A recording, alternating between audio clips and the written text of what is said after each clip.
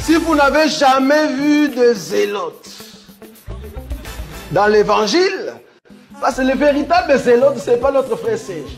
Moi, je suis un premier zélote. Parce que j'ai donné la définition de ces zélotes-là. Nous sommes des hommes qu'on a déjà tués depuis longtemps. Un cadavre qui marche. Amen. Que Dieu soit loué. Alors, je vais faire quand même un petit rappel de 2 minutes avant de me lancer de continuer dans le message et dans la pensée du jour. Dernièrement, nous avons insisté bien sûr sur la prédestination, parce qu'il fallait insister là-dessus pour que ça soit clair. Ces thématiques-là de la prédestination, ça fait toujours un peu mal aux gens. Pourquoi? Parce que nous voulons tellement que tout le monde soit sauvé, mais tout le monde ne sera pas sauvé. Et Dieu le sait. Étant lui-même le potier, parce que la Bible dit « va dans la maison du potier ». Quand tu vas dans la maison du potier, Jérémie qui va dans la maison du potier, il voit le potier faire un vase. Il fait un vase selon le modèle que lui-même a en tête. Mais lorsque le vase ne reflète pas ce que lui veut, il le prend, il le met à côté. Et nous avons dit que ce vase-là qui est mis à côté, c'est tout un peuple rebelle qui ne recevront pas la parole de Dieu. Et nous avons aussi parlé bien sûr de Ésaü et Jacob, comment dès les débuts, avant même qu'ils soient dans le ventre de de Rebecca, de leur maman, quand elle a prié, Dieu a dit, l'aîné sera assujetti au plus petit. Pourquoi? Parce que moi j'ai choisi le plus petit et j'ai rejeté l'autre. Vous voyez? Quand la Bible dit rejeter, ça veut dire que moi je ne marcherai pas avec lui. Je marcherai plutôt avec l'autre. Amen. Voilà un peu pour la prédestination. Tout le monde ne sera pas sauvé. Seront sauvés seulement les enfants de Dieu. Pourquoi? Parce que Dieu sait qu'il les a mis dans le monde, mais que viendra un temps où ces gens-là, ces personnes-là, entendront le son de la trompette. Et peu importe s'ils se retrouvent dans quel genre de mal, ils entendront la prédication et eux, ils recevront cette prédication et ils seront sauvés. Dieu le sait. Amen. Et nous avons fait la différence entre l'épreuve et la tentation. En parlant de l'épreuve, nous avons bien sûr dit que tout le monde sera éprouvé. Pourquoi? Parce que tout simplement, j'ai donné cette image de l'or. Lorsque l'or, on prend ça de terre, l'or a encore des scories. Donc c'est tout noir. Mais c'est de l'or. Et pour que l'or puisse, pour qu'on puisse voir l'éclat de l'or, il faut la passer dans le feu. C'est ça la vie d'un chrétien. Tu vas passer par le feu. Pourquoi? Pour épurer. Parce que l'or doit être épuré pour que l'éclat soit visible. Nous disons encore que dans l'épreuve, ça je vais le dire en 2 minutes, l'épreuve, il faut savoir une chose dans l'épreuve, c'est que tu rentres dans l'épreuve, mais tu ne sais pas quand est-ce que l'épreuve sera terminée. Pourquoi? Parce que ce n'est pas toi qui détermine quand est-ce que l'épreuve sera terminée. C'est Dieu. Donc, l'épreuve, comme je l'ai dit la fois dernière, c'est le baptême même de feu. C'est la souffrance. Pourquoi? Parce que Dieu veut voir ce qu'il y a dans ton cœur. Dieu veut voir si tu vas obéir complètement à sa parole pour te donner ton héritage. Et Dieu va t'emmener dans le désert parce que là, il veut examiner ton cœur. Là, il veut parler. Là, il veut que tu lui fasses confiance en ne voyant rien. Vous vous rendez compte? Dieu, grand Dieu puissant, qui a tout, qui nous a tout donné, mais il nous emmène dans le désert où il n'y a rien. Vous vous rendez compte? Il peut tout nous donner. Cependant, il ne le donne pas. Mais il faut se poser la question, mais pourquoi Dieu? Nous sommes quand même tes enfants. C'est là où plusieurs font l'erreur de croire que parce qu'on est chrétien, on doit tout avoir, on doit tout posséder. C'est pas vrai. C'est pas vrai. Cet évangile-là est faux. Pourquoi? Parce que tout simplement, nous croyons que tout le monde ne sera pas riche. Nous croyons qu'il y a des chrétiens comme Lazare qui seront pauvres et qui vont mourir pauvres. Mais cependant, ils ont la vie de Christ en eux. Et nous disons d'ailleurs que Abraham, qui est le patriarche, le père de la foi, il a salué les promesses, sans toutefois les voir. Il les a saluées de loin. Donc, nous croyons que dans ce corps, nous n'aurons que des petits fragments de l'accomplissement de la parole de Dieu. Amen. Et croyez-moi que beaucoup de chrétiens croient que sous prétexte qu'ils sont chrétiens, que lorsqu'ils prient, le malheur ne peut pas les atteindre. Ils sont malades, ils doivent être guéris, bien-aimés. Vous savez, c'est Jésus qui dit cela. Il dit, on vient lui dire, mais Seigneur, pourquoi cet homme est aveugle? Depuis sa naissance, il est aveugle. C'est les disciples qui lui posent la question. Et Jésus va dire, cette maladie-là, c'était pour la gloire de Dieu. Donc, il y a des maladies que tu peux avoir dans ton corps. Si ce n'est pas bien sûr une possession démoniaque, ça vient de Dieu. Et tu vas mourir avec. Que tu le veuilles ou pas, tu vas mourir avec. Pourquoi? Parce que ça fait partie aussi de la manière dont Dieu veut t'éprouver. Ah oui. Et sache-le que tu peux être malade. Et toute ta vie, tu seras malade. Mais cependant, ton esprit, lui, il n'est pas malade. Ouais. C'est là où il y a le secret de la foi. C'est ça. Je peux être malade dans mon corps. Mais ce qui est à l'intérieur, mon âme à moi et mon esprit, personne ne peut toucher cela. Ouais. Le diable peut toucher parce qu'il a touché selon que Dieu lui a permis de toucher.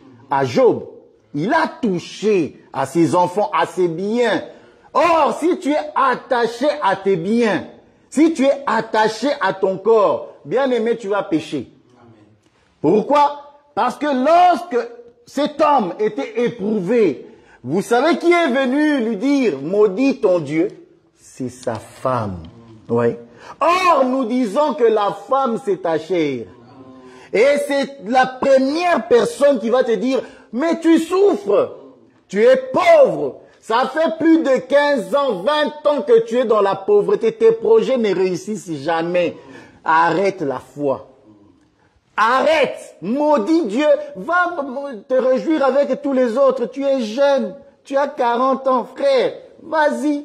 Aujourd'hui, tout est devenu gratuit. Qu'est-ce que tu attends? Vous voyez? Ça, c'est la chair. C'est ainsi que tu vas entendre cette voix, que tu le veuilles ou pas. Nous sommes des hommes. Nous vivons ici sur la terre. Et nous avons dit que tu seras éprouvé toute ta vie. Et que pendant l'épreuve, tu verras aussi la tentation. Amen. Et dans la tentation, nous avons bien dit que Dieu ne tente lui-même personne et que la tentation est insufflée par l'ennemi pour te pousser à désobéir à sa parole. Parce que c'est ça le but de la tentation. C'est que tu désobéisses à la parole de Dieu. Et nous avons vu les 3 types de tentations qu'il y a. Amen. Si vous voulez, on peut toujours les citer. La convoitise de la chair, la convoitise des yeux et l'orgueil de la vie. Tu seras confronté à ça toute ta vie. Toute ta vie, tant que tu es sur la terre, tu seras confronté à ça. Que tu le veuilles ou pas. Cependant, la chair étant notre femme, nous devons dominer sur elle. Dominer, ça ne veut pas dire l'écraser, parce que plusieurs pensent qu'il faut, ils prennent ça dans la doctrine en commençant à maltraiter la femme, à lui donner des coups. Non. Si tu veux donner des coups à ta chair, ça veut dire discipline-la, à obéir à la parole. Amen. C'est ça en fait, dominer sur la chair. Ne confondez pas avec la chair physique où toi tu veux la dominer par orgueil, par le machisme, hein? Parce que tu es tellement orgueilleux que tu ne veux plus écouter ta femme, celle qui est à côté de toi. Non. Nous faisons quand même la différence entre la femme dans la chair et la femme qui est notre corps. Amen. Voilà. Alors aujourd'hui, nous allons parler de la ville des palmiers et nous allons continuer dans notre Juge. Juge, le chapitre 3, à partir du verset 7 à 11. Je lis au nom de Jésus-Christ. Amen. Les enfants d'Israël firent ce qui déplaît à l'Éternel. Ils oublièrent l'Éternel, ils servirent les Baals et les idoles. La colère de l'Éternel s'enflamma contre Israël, et il les vendit entre les mains de Cushkan, Rishkan-Taïm, roi de Mésopotamie. Et les enfants d'Israël furent asservis 8 ans à Cushram, Rishkan-Taïm. Les enfants d'Israël crurent à l'Éternel, et l'Éternel leur Prière. Les enfants d'Israël crièrent à l'Éternel. Amen. Et l'Éternel leur suscita un libérateur qui les délivra. Othniel, fils de Kénaz, frère cadet de Caleb, l'esprit de l'Éternel fut sur lui, et il devint juge en Israël, et il partit pour la guerre. L'Éternel livra entre ses mains Cusham et Rishtaïm, roi de Mésopotamie, et sa main fut puissante contre Cusham et Rishmataïm. Le pays fut en repos pendant 40 ans, et Othniel, fils de Kénaz, mourut. Amen. Le pays fut en repos pendant 40 ans. Que Dieu soit loué. Alors ici, nous avons Israël qui a péché. Dans les juges, vous entendrez souvent parler de ça. Avant qu'un libérateur vienne, on voit très clairement que le peuple a péché. Amen. Le peuple qui a péché, c'est aussi une image du peuple qui souffre. Alors je vais commencer par là. Bien aimé, la Bible dit que lorsqu'ils souffrèrent dans leur détresse, ils ont crié à l'Éternel. Vous voyez? Ça veut dire quoi? C'est que quand tu traverses des temps difficiles, il ne faut pas rester muet. Le problème avec beaucoup, c'est qu'ils traversent un temps difficile, ils restent à la maison. Alors qu'il y a la réunion de prière, c'est là que tu dois prier, c'est là que tu dois crier à l'Éternel. Pourquoi? Parce que nous disons que le Seigneur écoute les cris des justes. Amen. Donc lorsque tu traverses, lorsque tu es dans la détresse, lorsque tu vois que une situation dans laquelle tu vis ne te plaît pas, bien aimé, il faut crier. Il faut prier. Crier, ça veut dire prier, invoquer le Seigneur. Amen. Donc, Israël qui souffre, crie à l'Éternel. Et qu'est-ce que le Seigneur faisait à cette époque-là? Il envoyait un libérateur. Il suscitait un libérateur. Les libérateurs, les juges, sont en quelque sorte des rois, des combattants qui vont, par la grâce de Dieu, rassembler le peuple autour de lui pour faire la guerre à celui qui opprime. Voilà. C'est même l'image de notre Seigneur Jésus-Christ. Parce que le vrai juge, c'est lui. C'est lui le vrai juge qui se lève pour défendre son peuple. Et comment s'est-il levé? La Bible me dit ici, verset 9. Les enfants d'Israël crièrent à l'Éternel, et l'Éternel leur suscita un libérateur qui les délivra, Othniel, fils de Kénaz, frère cadet de Caleb. L'esprit de l'Éternel fut sur lui. C'est là qu'on va commencer. Le libérateur, si l'esprit du Seigneur n'est pas sur toi, frère, tu ne peux pas être un libérateur. Parce que le libérateur est celui qui va faire la mission. Il va aller combattre. C'est-à-dire, c'est un Christ, c'est un oint qui va aller faire une mission bien précise. Combattre ce qui dérange le peuple. À cette époque-là, c'était Églon.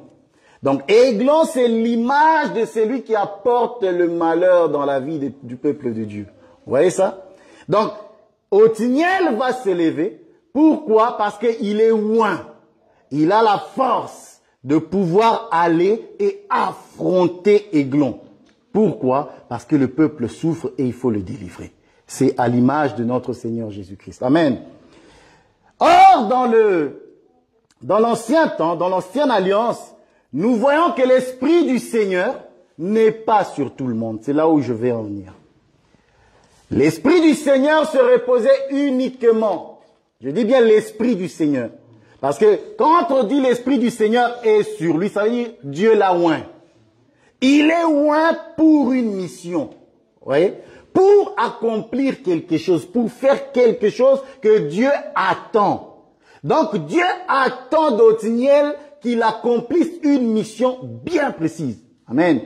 Dans l'ancienne alliance, l'onction était pour le sacrificateur, sur le prophète et sur le roi. Amen. Ces trois-là avaient l'onction sur eux. Pourquoi? Parce que tout simplement, chacun, selon la mission, selon son ministère, devait faire une mission pour Dieu. Mais pour cela, il faut être consacré.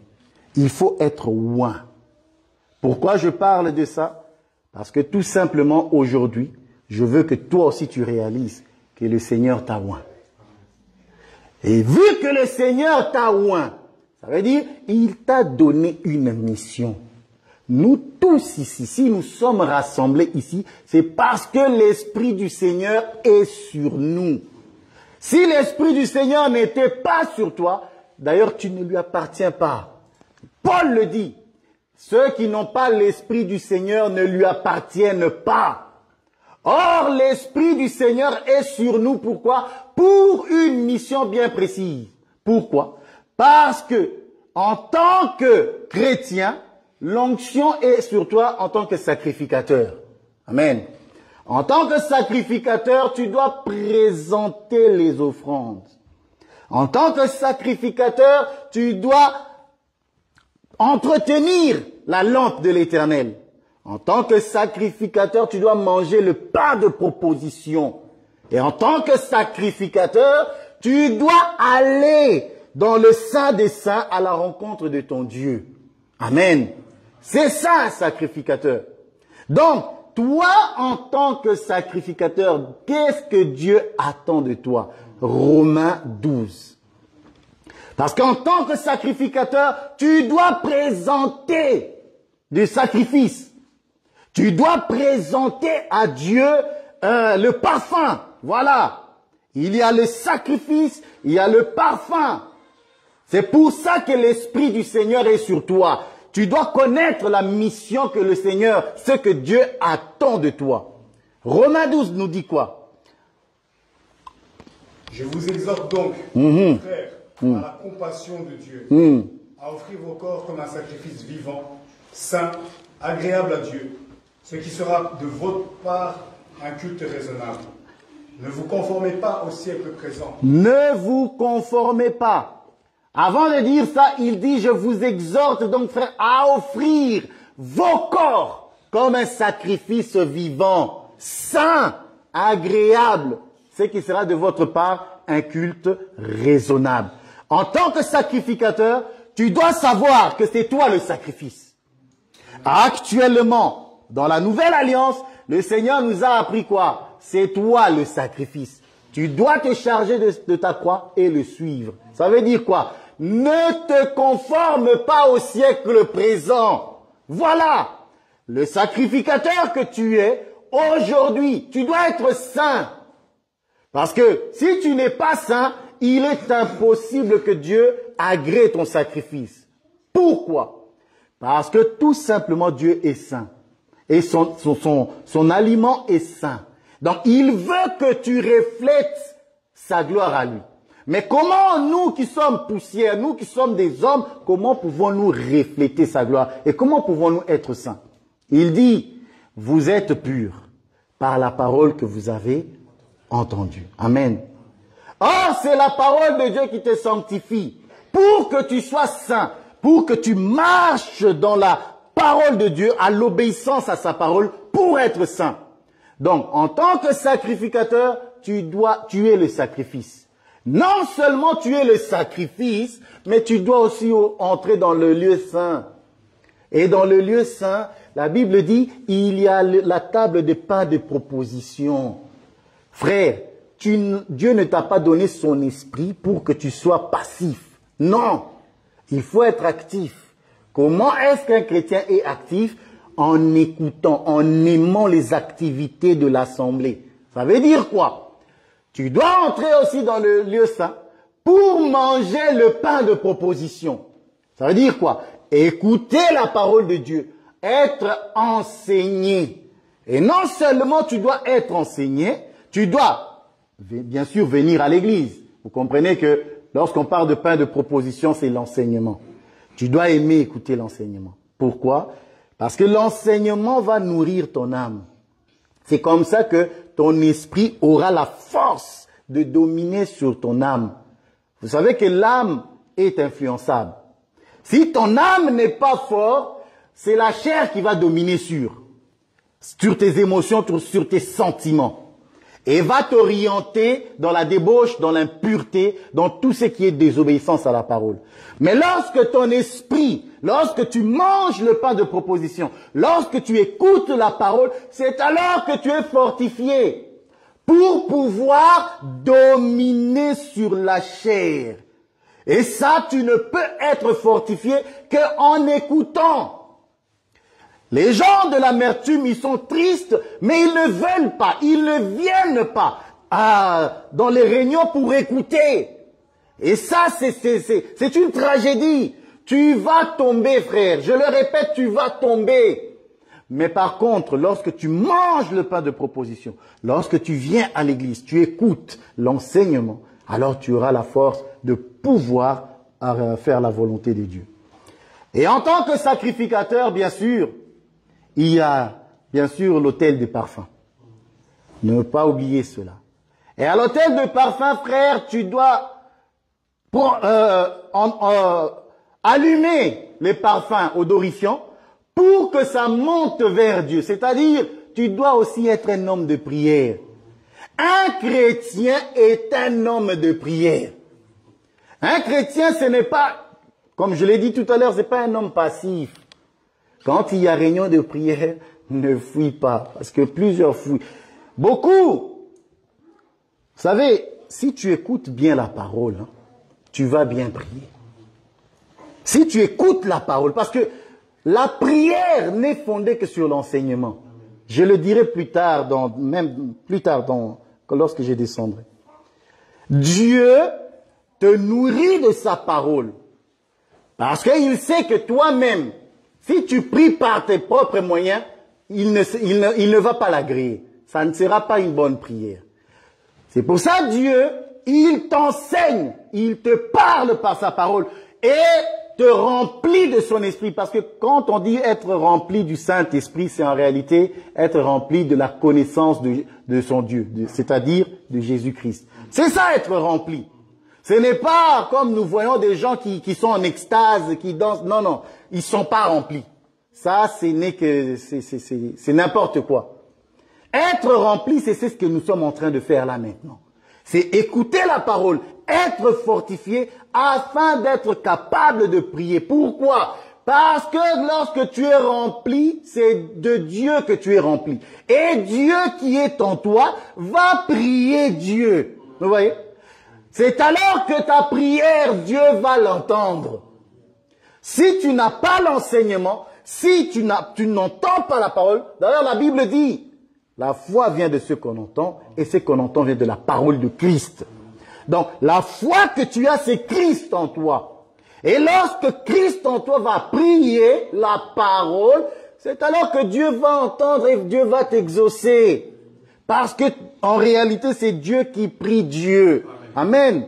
Voilà. Parce que les gens aujourd'hui ne comprennent pas quand nous disons que Dieu, quand il est dans le corps, parce que Dieu est en nous, quand il est dans nos corps, c'est Dieu qui est fils. Or, les fils sont soumis au Père.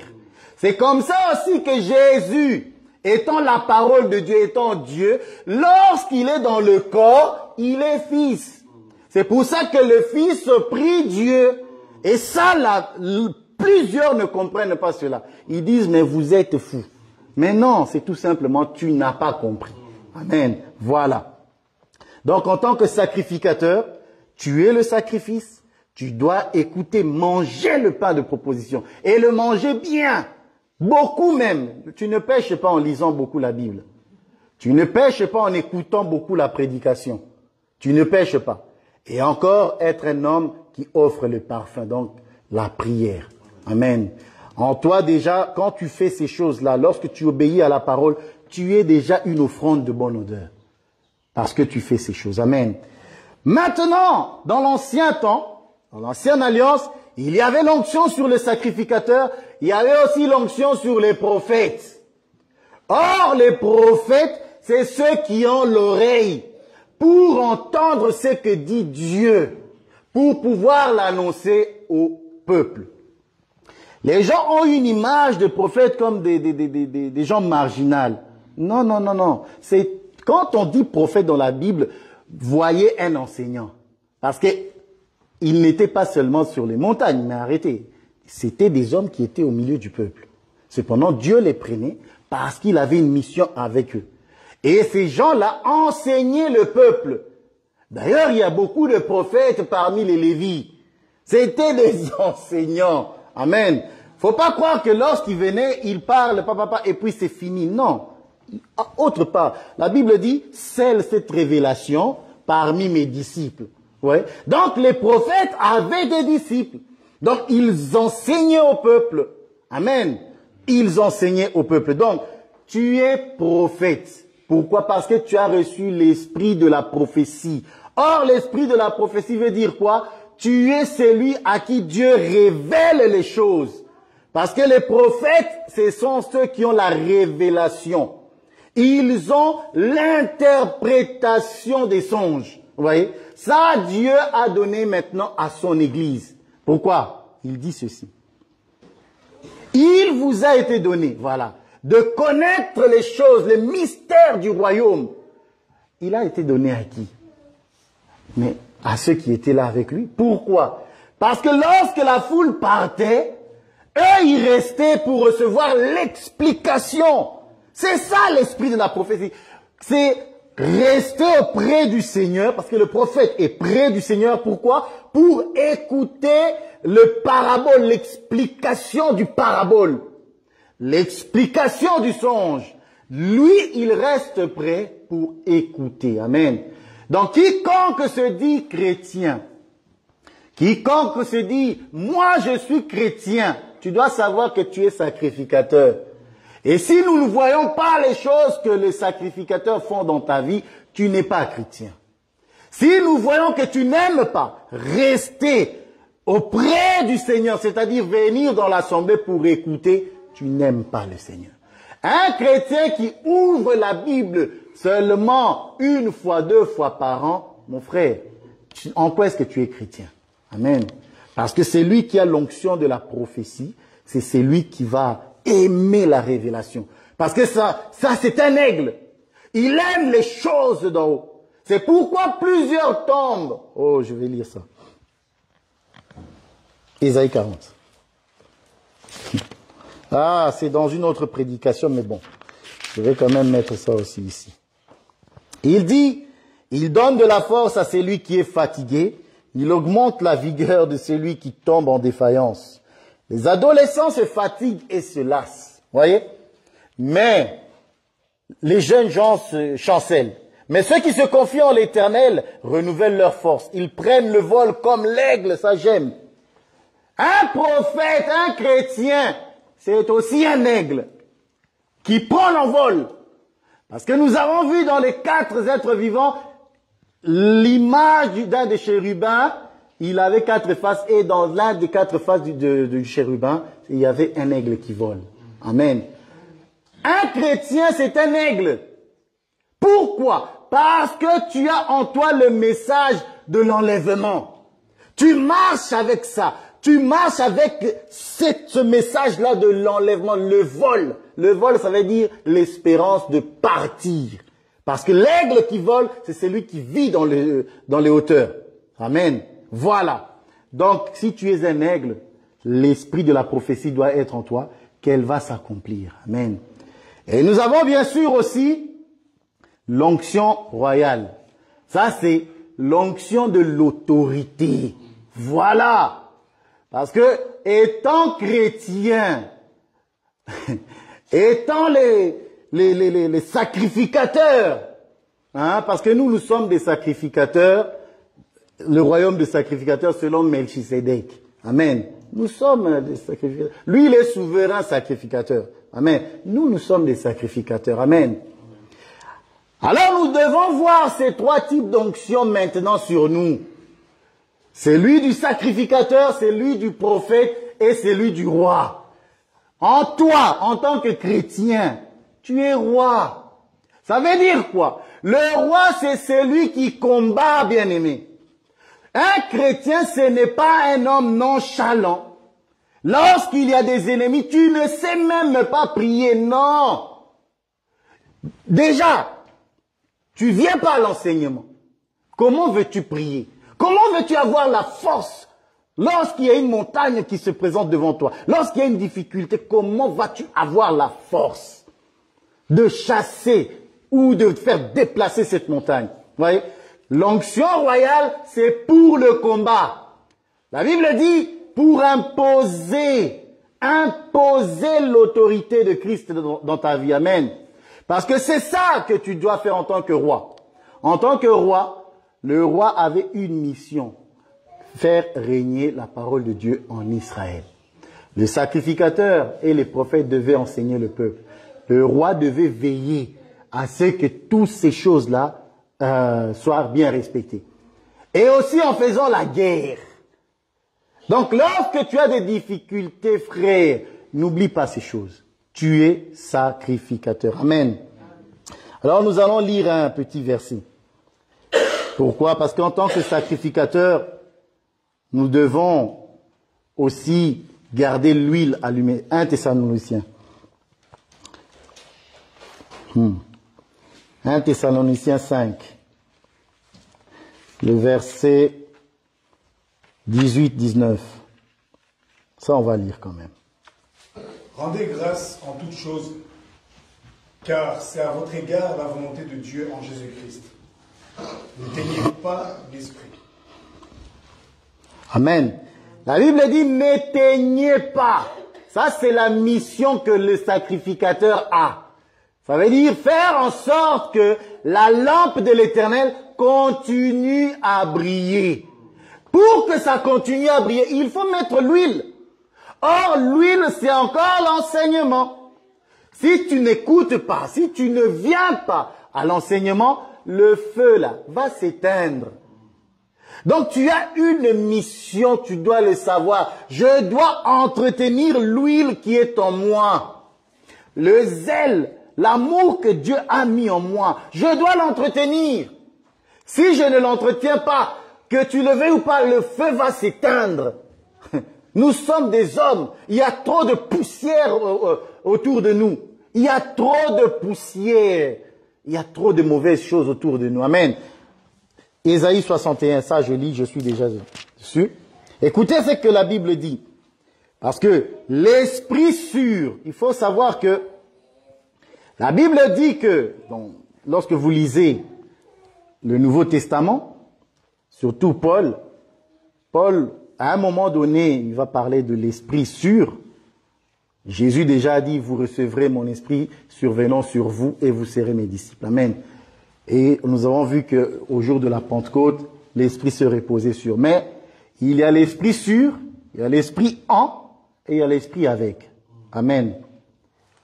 Il y a l'esprit sur, il y a l'esprit en nous, il y a l'esprit avec nous.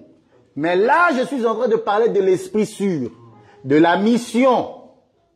Parce que nous avons une mission, nous sommes des ambassadeurs de Christ. Cependant, parmi nous, il y a bien sûr, il faut faire la différence, il y a des ministres. Ça, c'est le don ministériel qui est la parole. Cependant, et les ministres, et le peuple, tous ont la même mission. C'est entretenir l'huile, s'offrir, tout ça, tout ce que j'ai cité auparavant. Tout le monde a l'obligation de le faire. Amen. Tout le monde a l'obligation de le faire. Ésaïe 61, voilà ce que le Seigneur dit. L'Esprit du Seigneur, l'Éternel, est sur moi.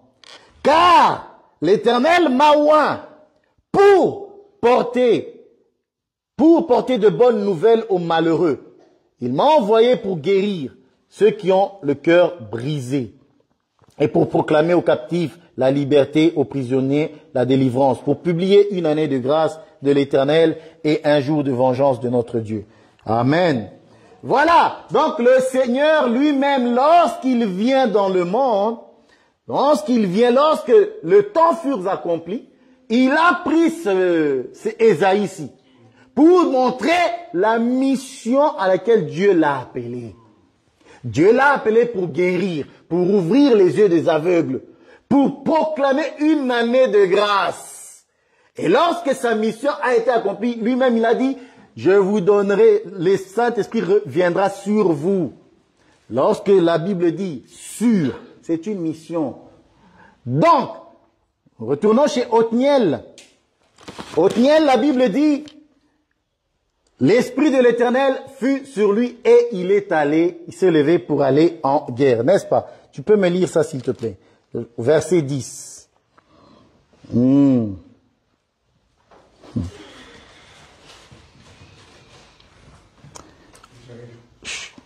Le chapitre 3. L'Esprit de l'Éternel fut sur lui. Il devint juge en Israël et il partit pour la guerre. Il partit où? Pour la guerre. Voilà. Il partit pour la guerre. Bien-aimé, quand l'Esprit du Seigneur est sur toi, tu dois aller à la guerre. Tu ne peux pas rester. L'Esprit du Seigneur est sur toi, c'est pour faire que tu sois actif. C'est pour te donner de l'activité. Donc, en tant que chrétien, tu peux pas nous dire que non, je n'ai pas d'activité. Je n'ai pas d'activité à l'église. Oh, quelle activité? Si tu veux de l'activité à l'église, viens, parle aux hommes de Dieu. On va te donner de l'activité. Et tu vas faire cela. Amen. Alors, nous continuons notre Juge 3 à partir du verset 12. Et c'est là que nous allons parler maintenant de la ville des palmiers. Les enfants d'Israël furent encore ceux qui déplaient à l'Éternel.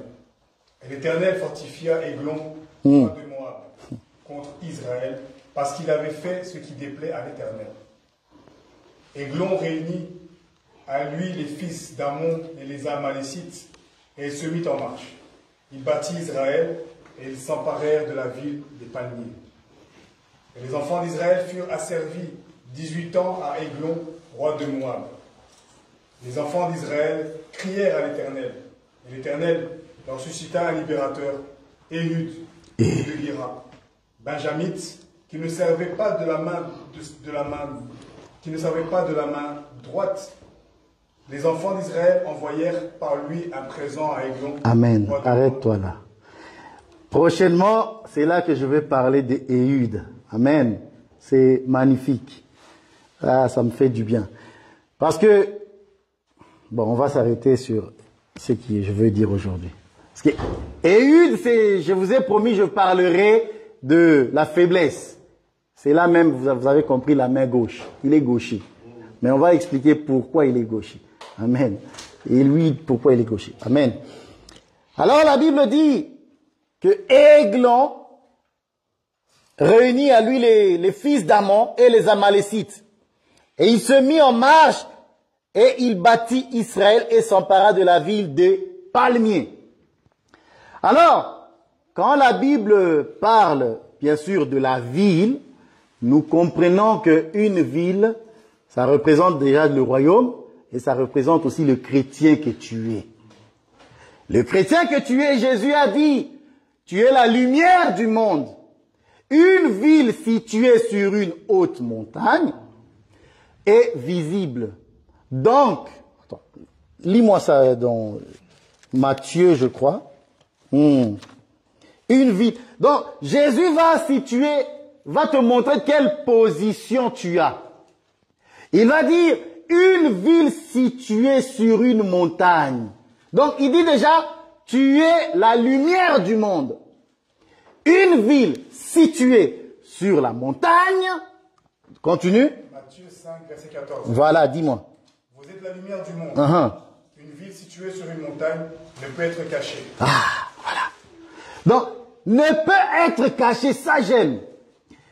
Étant chrétien, il y a en toi quelque chose qui dérange déjà l'ennemi. La lumière que tu as, la parole de Dieu que tu as, la foi que tu as dérange. Pourquoi? Parce que l'ennemi aimerait voir les ténèbres partout. Et la ville qui le dérange, c'est toi. Donc, puisque tu le déranges, Églon voudra s'emparer de toi. Églon va te faire tous ses efforts pour t'assujettir. Églon, ici, c'est l'image du péché qui veut retrouver une position de supériorité. Amen. Cependant, Jésus dit, une ville située sur une montagne. Amen. Lorsqu'on dit tu es situé sur une montagne, tu as la supériorité. Oui. Donc, un chrétien n'est pas sur la vallée. Un chrétien, en réalité, lorsque le monde nous regarde, il voit que nous avons la supériorité sur eux. Pourquoi? Parce que Jésus l'a dit. Et c'est comme ça. Parce que tu as la supériorité, il est en toi et personne ne peut être au-dessus de toi. Mais, tu crées des jaloux. Tu crées beaucoup d'attention. Et Églon t'envie. C'est d'ailleurs pour ça que ceux qui sont dans le monde, ceux qui sont dans l'occultisme, ceux qui sont riches d'ailleurs, quand ils te regardent, mais ils t'envient. Parce que toi, tu es bien. Toi, tu vis sur la montagne, tu vis heureux. Tu arrives à vivre dans le contentement. C'est que eux n'arrivent pas à faire. La Bible dit quoi? Si tu as le pain, si tu as de quoi te vêtir, de quoi manger, amen, mais réjouis-toi, cela te suffit. C'est bon. Et ça, le monde n'arrive pas. C'est pour ça quand il te voit, il t'envie. Tu es une ville située sur une montagne. Toi, tu es au-dessus des rudiments du monde. Des choses qui attachent tout le monde à la poussière. Toi, tu n'es pas là. Tu es au-dessus de ça. Amen. Gloire à Jésus. Amen. Et la Bible va dire, vu que Églon veut s'emparer de toi, la Bible me dit ceci, c'est dans les psaumes. Le malheur atteint souvent les justes. Vous voyez ça? Le malheur atteint souvent les justes. Cependant, l'Éternel l'en délivre toujours. Bien-aimé, je vais répéter cela. Tant que nous sommes sur la terre, le malheur va t'atteindre. Qui que tu sois, le malheur va t'atteindre. Parce que dans les prophètes, je crois, dans les prophètes, la Bible dit, arrive-t-il un malheur sans que l'Éternel, oui, c'est ça, sans que l'Éternel en soit l'auteur. Donc, quand tu souffres, quand tu traverses des temps difficiles, ne crois pas que c'est Satan. Ce n'est pas Satan. Lorsque tu as des difficultés dans ta vie, ce n'est pas Satan. La Bible dit, l'Éternel ne serait-il pas l'auteur du malheur qui touche la ville? Bien-aimé, bon, vérifie quand même que ce malheur, ce n'est pas parce que tu as péché. Parce que si tu as péché, c'est là que nous disons maintenant que non, ce malheur-là ne vient pas de Dieu. Parce que le malheur qui vient de Dieu, c'est pour nous épurer. Mais le malheur qui vient de Satan, c'est pour te détruire. C'est pour t'écarter de la vérité. C'est pour t'écarter du royaume. Cependant, je le dis et je le répète, quand bien même un malheur venant même de Satan, qui te fait tomber, au moment où tu es tombé même dans la tentation, tu es éprouvé. Mais j'ai péché. Oui, tu as péché. Mais tu es encore éprouvé. Pourquoi? Parce que ce qu'attend de voir le Seigneur, c'est de te voir te relever. Ouais. Donc, un malheur peut arriver, je le dis et je le répète. Peu importe l'origine de ce malheur. Ça peut être d'origine démoniaque. Oui, je suis d'accord que ça peut arriver que tu tombes, je suis d'accord. Mais sache que même quand tu es tombé, je ne suis pas en train de dire qu'il faut tomber. Non. Nous sommes le peuple de Dieu, nous ne péchons pas. Tu trébuches. Mets ça dans ta tête, tu as trébuché. Il ne faut pas que la culpabilité te range. C'est ça le problème. C'est que plusieurs, ils ont trébuché, mais ils sont restés dans cette culpabilité. Ils n'arrivent pas à se sortir de la culpabilité. Non. Lorsque tu es tombé, frère, tu es aussi éprouvé. Pourquoi? Parce que Dieu attend que tu te relèves. voir est-ce que cette personne croit en la grâce. Est-ce que cette personne comprend les messages de la croix? Est-ce qu'il sait que moi je suis tombé pour le relever? C'est comme ça qu'Élisée est mort malade. Élisée est mort malade et lorsqu'on vient jeter un soldat, le soldat est ressuscité. Vous voyez? Ça, c'est l'image de notre frère. Je te dis que tu es un homme qu'on a jeté dans le tombeau de Jésus. Oh. On nous a jetés parce que nous sommes les déchets, les rébus de la société. On nous aime pas. À vous là, allez là-bas. Vous voyez la prédestination encore une fois. Il y avait plusieurs soldats morts. Mais ces jours-là, c'était seulement ces soldats-là qu'on a pu parler. Toi là-bas, va dans le tombeau. Et la Bible dit, il est revenu à la vie. Bien aimé, il est tombé pour que lorsque tu tombes, tu te relèves directement. Donc nous, lorsque nous sommes tombés, nous nous relevons. Parce que Élisée, la mort d'Élisée dit, non, non, non, toi tu n'es pas pour ici. Va-t'en, vis. Amen. C'est-à-dire, nous avons maintenant la nature nouvelle en Christ. Amen. Alors lisons quand même ce passage de Psaume 34. Ah, le malheur atteint souvent le juste. Commence s'il te plaît au verset 18. Le malheur atteint souvent le juste. Quand les justes crient. Voilà. Quand le juste fait quoi? Quand les justes crient. Non, il est muet le juste. Continue frère. L'Éternel entend. Et il les délivre de toute leur détresse. L'Éternel est près de ceux qui ont le cœur brisé. Il sauve ceux qui ont l'esprit dans l'abattement. Le malheur atteint souvent le juste, mais l'Éternel l'en délivre toujours. Amen. Voilà. Quand le juste crie, l'Éternel le délivre. Amen. Donc, bien aimé, lorsque lorsqu'un malheur t'arrive, le malheur a plusieurs formes. Le malheur peut être une chose que tu veux, mais que tu ne l'obtiens pas encore. Pour toi, c'est comme un malheur. Cependant, il faut crier à l'Éternel. Et l'Éternel va te délivrer de ce malheur-là. Amen. Maintenant, nous allons commencer pour expliquer le juste et le palmier. Parce que nous sommes une ville, oui, Aiglon a pris une ville qu'il ne devait pas prendre. Et nous allons expliquer à Aiglon que tu as pris la mauvaise ville. Et c'est normal qu'en prenant cette ville, Dieu envoie un libérateur. Dieu envoie un libérateur pour sauver cette ville. Parce que c'est la ville des palmiers, bien-aimés. Et nous allons maintenant expliquer le palmier. Amen. Psaume 92. Ah, le psaume 92, le palmier. Frère, étant chrétien, tu es un palmier. Je le dis déjà. Tu es un palmier. Mets-toi maintenant dans la tête que, ok, il va nous parler du palmier. Le palmier est un arbre. Or, nous savons que l'arbre, c'est la création du 3e jour, n'est-ce pas? Et le 3e jour s'est répété au 6e de la création de l'homme. Vous voyez? Parce qu'un aveugle a dit, je vois des hommes comme des arbres. Amen. Donc, le palmier est un arbre, le palmier représente un homme. Dans un premier temps, le palmier, premièrement, nous le disons, c'est notre Seigneur Jésus-Christ. Pourquoi? Parce que le palmier, en réalité, c'est le juste. C'est le juste. C'est le témoignage de Jésus-Christ. C'est la justice.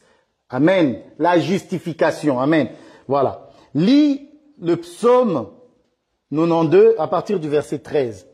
Les justes croissent. Attends, frère, lis-le doucement. Parce qu'il faut comprendre ce que nous lisons. Les justes croissent comme le palmier. Ils s'élèvent comme le cèdre du Liban. Plantés dans la maison de l'Éternel, ils prospèrent dans les parvis de notre Dieu.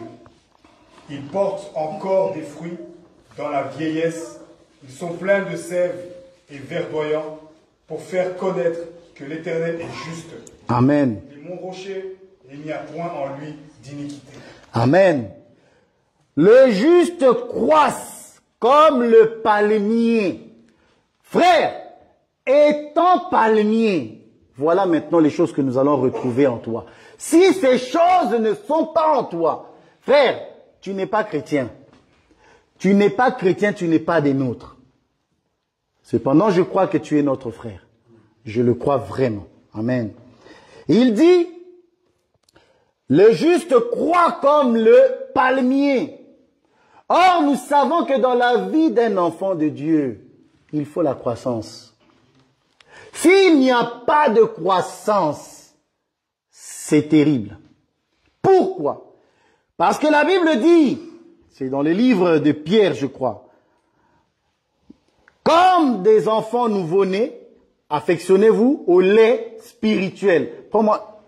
Attends, je vais trouver ça vite. Ah, parce qu'il faut grandir. Un chrétien ne peut pas rester enfant, c'est pas possible. Un chrétien, vu que tu es le palmier, nous devons voir la croissance en toi. Parce que si tu ne crois pas, on se pose la question, est-ce que tu es arrosé? Et si tu es arrosé et que tu ne grandis pas, non, ça c'est pas possible. Parce que déjà en tant que, tu as trouvé, déjà en tant que parent, je prends cet exemple, en tant que parent, si ton enfant, à 10 ans, a toujours la même taille et boit toujours le lait maternel au sein de, de la poitrine de sa maman, frère, ça va te détruire. Ça va te... L'amertume qui sera en toi, ça sera terrible. Amen. Et le chrétien n'est pas comme ça. 1 Pierre. 1 Pierre, chapitre 2. Ouais. À partir du premier verset. À partir du premier verset, il dit quoi?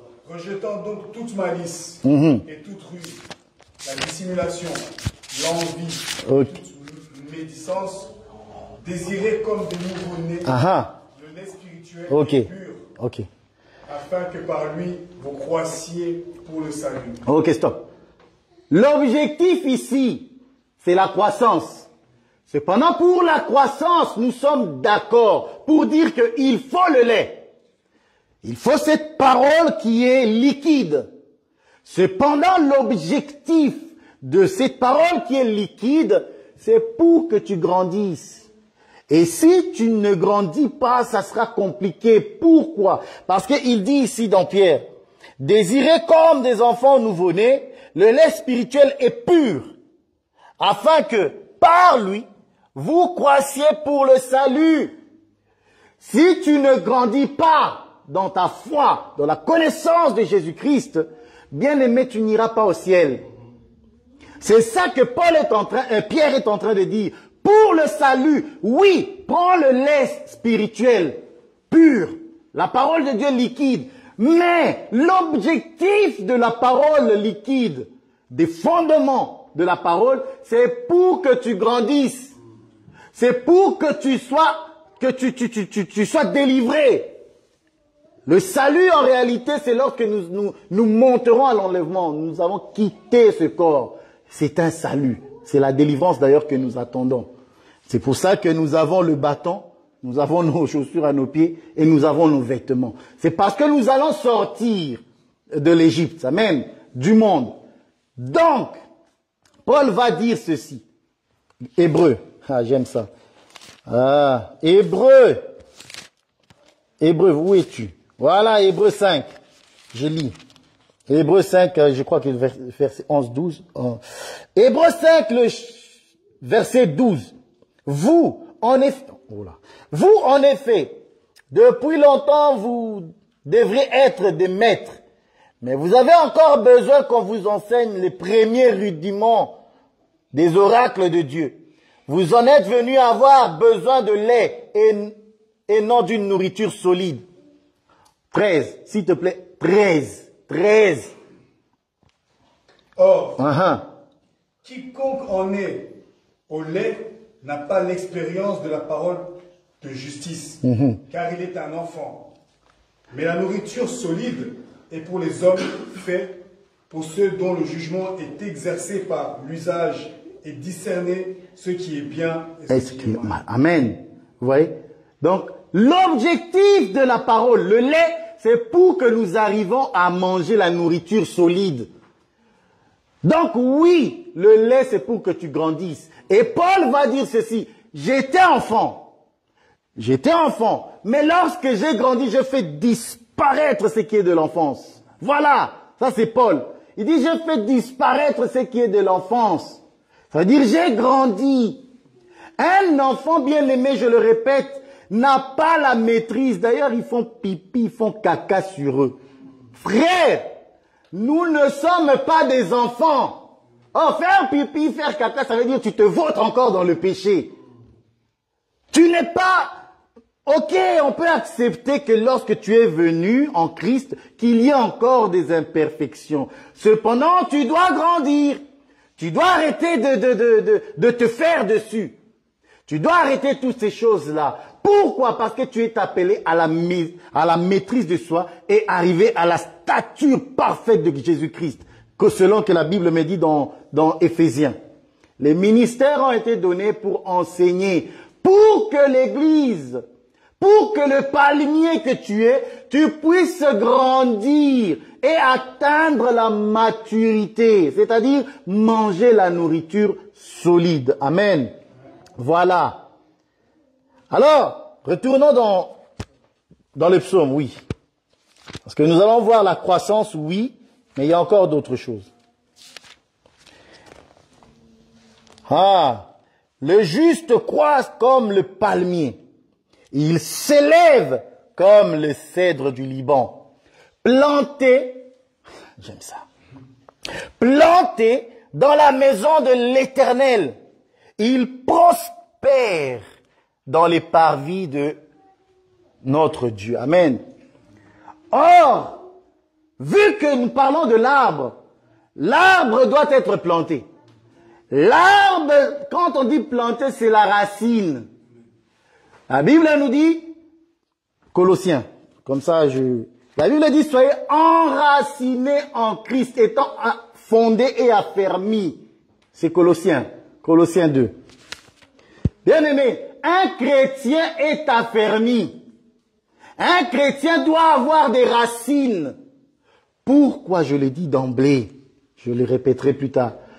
Pourquoi? Parce que la racine, la Bible nous dit, c'est la racine qui porte l'arbre. Romains 11. Prends-moi déjà Romains 11. C'est la racine qui porte l'arbre. Donc, si tu n'es pas enraciné, si tu n'es pas planté dans la maison de l'Éternel, or dans la maison de l'Éternel, qu'est-ce qui se passe là-bas? Il y a le pain de proposition. Il y a le chandelier. Il y a toutes ces choses. Si tu n'es pas planté, tu n'es pas enraciné, 2 Colossiens. Colossiens 2. Oui. Si tu n'es pas enraciné en Christ, être enraciné, c'est comme cette maison que Jésus a dit, je vais vous montrer à qui ressemblent ceux qui écoutent ma parole et qui la mettent en pratique. Il est semblable à une maison qui est bâtie sur le roc. Vous voyez? Les intempéries sont venues. Donc la tentation est arrivée. Les épreuves ont frappé cette maison. Cependant, cette maison n'est pas tombée et restée ferme. C'est ça être enraciné. C'est ça être planté dans la maison de l'Éternel. Ça veut dire, lorsque les épreuves arriveront, lorsque les intempéries vont frapper, le vent, lorsqu'on parle de vent, bien aimé, tenez-vous compte que c'est les esprits. Le vent, c'est les esprits. Ça veut dire que lorsque les démons voudront encore s'emparer de la maison, parce que vous savez que les démons de nos vies sont chassés. Mais dans leur tête, tellement qu'ils ont été bien dans nos vies autrefois, il s'est dit, je vais retourner dans ma maison. Quelle arrogance. Or, si ce démon-là, il trouve que la maison est balayée, ornée, mais il n'y a pas de chef qui veille sur cette maison, ça veut dire qu'il n'y a pas d'enseignement dans la vie d'une personne, il fait quoi? Il entre. Mais avant de rentrer, qu'est-ce qu'il fait? Il appelle 7 autres démons plus, la Bible dit, plus méchants que lui. Donc, même dans le royaume des ténèbres, il y a des grades de méchanceté. Il y a des grades de méchanceté. Donc, il va prendre des démons. Lui, il était déjà méchant. Mais il va prendre ceux qui sont encore plus méchants que lui pour t'assujettir. Vous voyez? C'est pour ça, bien aimé, étant en Christ, étant lavé, bien aimé, mets l'enseignement. Parce que si tu ne mets pas l'enseignement, frère, ce qui attend là, c'est terrible. Colossiens combien? 2. Verset 7. Hum. Étant enraciné, Mhm. fondé en lui Ah, et affermi par la foi, d'après les instructions qui vous ont été données, et abandonné en action de grâce, prenez garde que personne ne fasse de vous sa proie par la philosophie et par une vaine tromperie, merci. s'appuyant sur les traditions des hommes, Que- sur les rudiments du monde et non sur... Ah, j'aime ça. Que personne ne fasse de vous sa proie. Si tu n'es pas enraciné, tu es la proie de la philosophie. La foi des faux raisonnements diaboliques. La foi des faux pasteurs. Pourquoi? Parce que tu n'es pas enraciné. Tu n'es pas fondé. Ta foi n'a pas de racines. C'est pour ça la Bible va dire dans le psaume, le juste croisse comme le palmier. Donc, le palmier, c'est la justice, c'est les justes. Amen. Donc, tu dois grandir, croître, tu dois aussi être enraciné. Prends-moi, s'il te plaît, Romains 11. Voilà, j'aime les Romains 11. Parce que, en parlant de Romains 11, maintenant, je veux dire, Romains 11, le verset 16. Romains 11. Parce qu'il faut voir, il faut savoir que, étant un arbre, l'apôtre va le confirmer ici, que ce n'est pas toi qui portes l'arbre. Et si tu es un arbre, tu dois avoir des fondements solides. Mais qui est ce fondement solide? C'est l'enseignement des apôtres et des prophètes. C'est ça la racine. C'est comme ça que tu ne vas pas faillir. Amen. Romains 11, le verset 16. Or, si les prémices sont saintes, la masse l'est aussi. Et si la racine est sainte, les branches le sont aussi. Mais si quelques-unes des branches ont été retranchées, et si toi, qui étais un olivier sauvage, tu as été hanté à leur place et rendu participant de la racine et de la graisse de l'olivier, ne te glorifie pas aux dépens de ces branches. Si tu te glorifies, sache que ce n'est pas toi qui portes la racine, mais que c'est la racine qui te porte. Bien-aimé, c'est la racine qui te porte. Donc, si tu as le témoignage de Jésus-Christ, si tu es enraciné, si tu es planté, frère, tu es heureux. Parce que tu ne vas pas faillir. Mais si tu n'es pas enraciné, frère, tu vas tomber. Tu seras comme cette maison qui est bâtie sur le sable. Les intempéries sont arrivées et cette maison a été détruite. Amen. Voilà. Et pour projeter un peu le palmier, vu que le palmier c'est un arbre, nous allons maintenant projeter le palmier dans le tabernacle. Parce que dans le tabernacle, nous avons 3 compartiments. Nous avons le parvis, le lieu saint et le lieu très saint. Lorsque nous disons le palmier comme étant le tabernacle, ça veut dire il y a la partie que tout le monde va voir. Ça veut dire la partie des branches. Ça, c'est ce que nous disons le parvis. Parce que nous voyons dans cette partie-là les branches qui représentent le peuple et nous voyons des fruits. Or, le fruit, on le coupe et on le mange. C'est là même la chair. Parce que c'est là où l'animal est tué, au parvis. Voilà. Mais nous avons aussi le deuxième compartiment dans le tabernacle. Le tabernacle, je dis bien, tu es le palmier. Tu dois comprendre que je parle de toi. Je parle de ce que nous sommes. Nous sommes le palmier. C'est aussi représenter l'image de l'homme. Dans la deuxième partie, c'est le lieu saint. Comme je l'ai dit tout à l'heure. Or, dans le lieu saint, il y a toutes ces choses que j'avais citées. Le pain de proposition. Il y a l'autel de parfum. Et il y a le chandelier. Or, nous voyons dans l'arbre, en réalité, c'est la sève. C'est la sève qui passe par là pour donner de la vie aux arbres, pour que l'arbre puisse porter des fruits. Amen. Or, d'où vient la sève? La sève ne vient pas du milieu. La sève vient des racines. Pourquoi? Parce que c'est la racine la terre étant le voile. Parce que la terre, c'est le voile qui va empêcher qu'on voit ce qu'il y a à l'intérieur. Ça, c'est le lieu très saint. Vous voyez? Donc, la terre, nous voyons ce qu'il y a au-dessus, nous voyons le tronc de l'arbre, mais nous ne voyons pas ce qui se passe en bas. Or, en bas, là, nous disons que c'est le Saint des Saints. Parce que personne ne voit ce qui se passe là-bas. Voilà.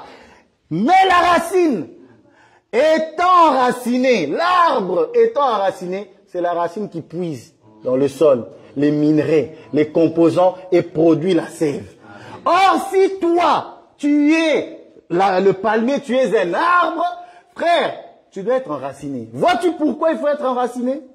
Parce que tu dois entrer dans les saints des saints. Ça, c'est ton esprit qui entre dans les saints des saints, se nourrit de la présence de Dieu, de la parole de Dieu. Et tu viens, l'esprit vient enseigner à ton âme. Parce que l'âme reçoit l'enseignement de la racine, de l'esprit. L'esprit l'enseigne et il le fait manger. Ah, la sève. Et ensuite, la sève étant fortifiée, il donne ensuite en haut là-bas. Ça veut dire, il donne la force au corps. Mais qu'est-ce qu'il donne? L'enseignement. Tu vois? L'enseignement qui va au corps, le corps est obligé de se soumettre. Amen. Que Dieu soit loué. Amen. Alors, oui. Et toutes ces choses que je dis, c'est parce que je viens aux enseignements. Viens aux enseignements, tu connaîtras ces choses, ces mystères. Et tu connaîtras ta mission. Tu comprendras que je suis le palmier, je dois grandir et je dois porter des fruits. Comment? Par la sève verdoyante, hein, il dit. La sève verdoyante. Or, la sève verdoyante, c'est la parole de vie. Or, si je suis enraciné, Dieu me donne sa parole de vie et je vis. Amen. Ok. Nous allons lire maintenant dans Ézéchiel et petit à petit, je vais chuter. Amen. Pourquoi? Parce qu'Ézéchiel 41, avant de lire, frère, attends un petit moment.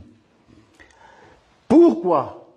Parce que nous disons que le palmier, en réalité, c'est la justice.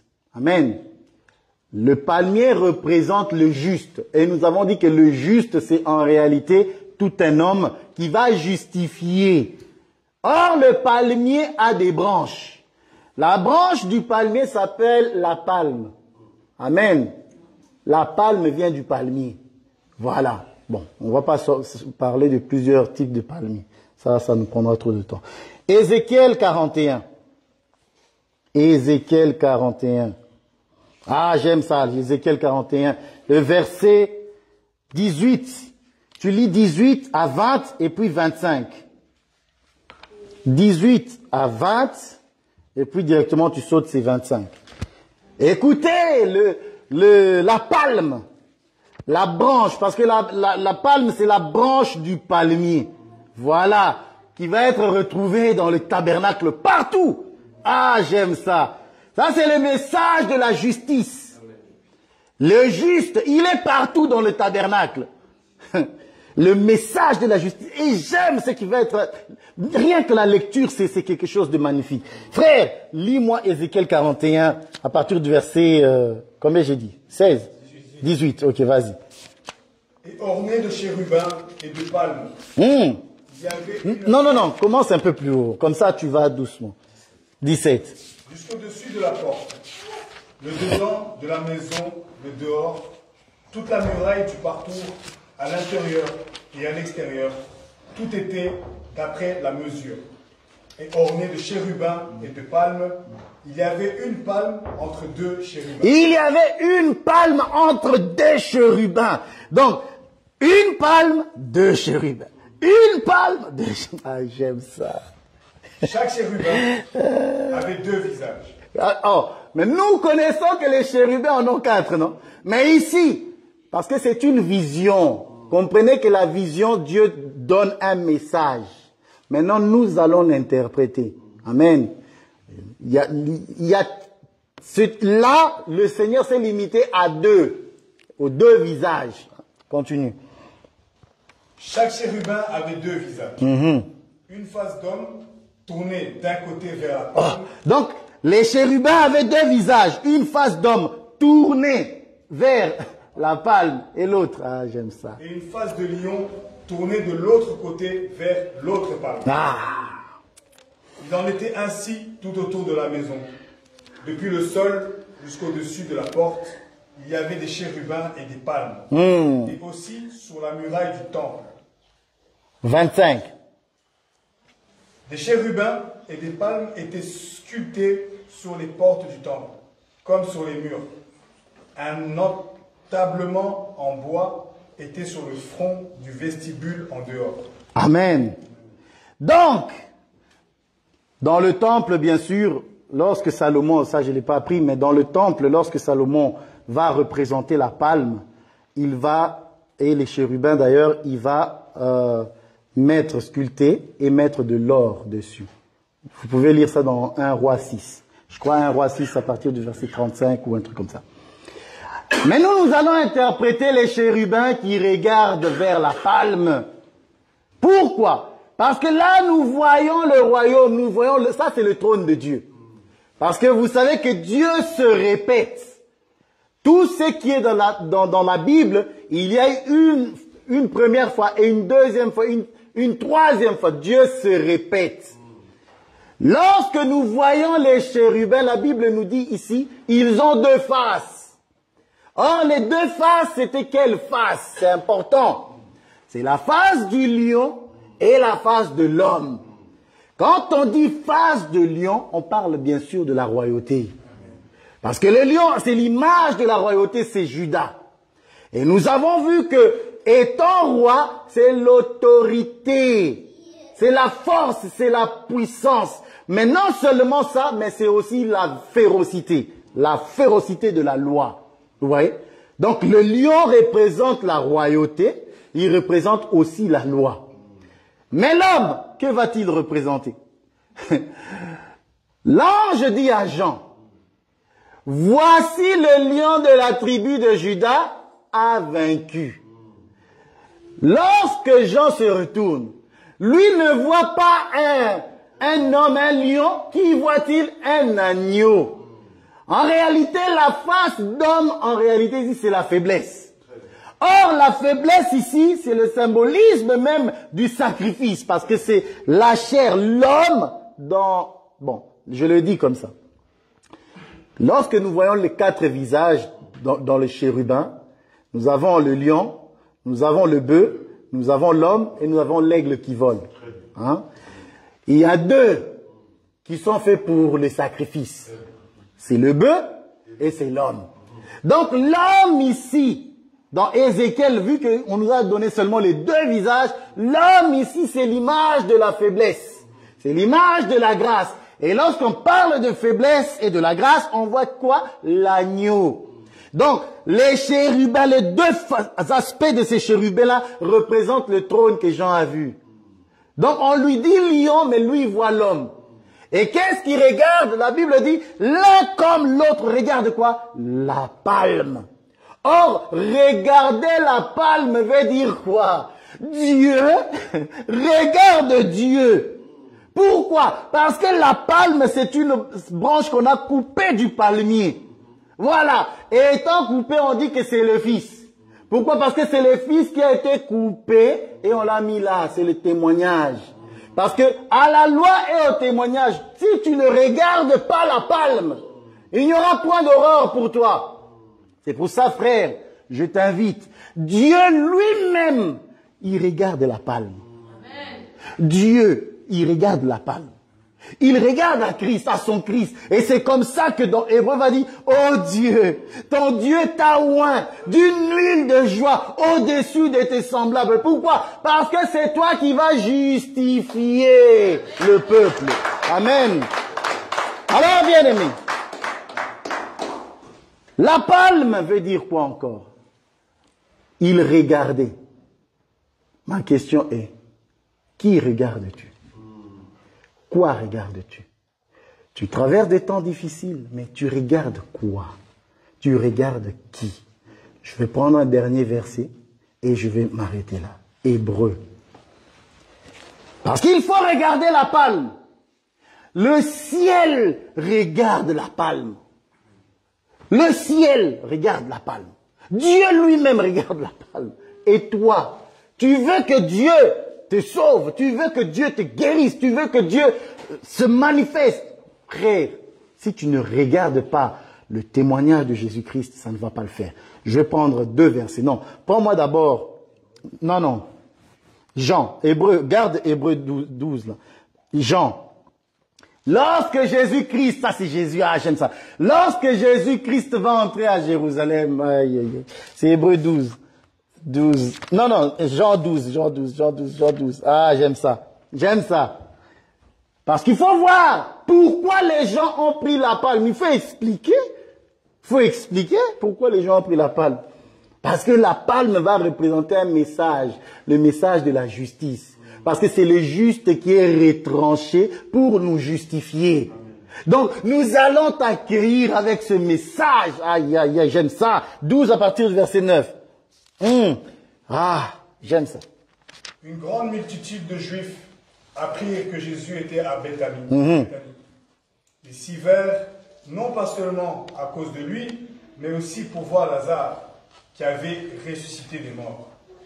Les principaux sacrificateurs délibérèrent de faire mourir aussi Lazare, parce que beaucoup de Juifs se retirèrent d'eux à cause de lui. Ils croyaient en Jésus. Le lendemain, une foule nombreuse de gens venus à la fête, ayant entendu dire que Jésus se rendait à Jérusalem, prirent des branches de palmier et ils allèrent au devant de lui, disant, Hosanna. Frère,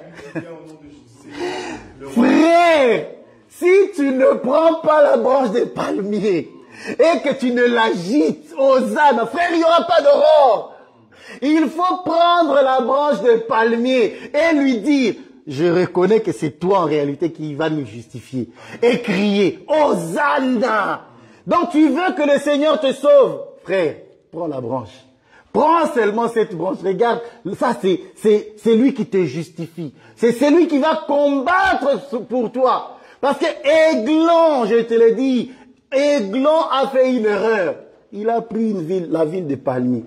Or, lorsque les justes que nous sommes des palmiers, lorsque nous allons crier, nous allons prendre le palmier, le juge qui est en nous, il va se lever. Et lorsque lui se lève, Aiglon, tu n'as plus de chance. Que Dieu bénisse sa parole. Que Dieu soit loué. Grâce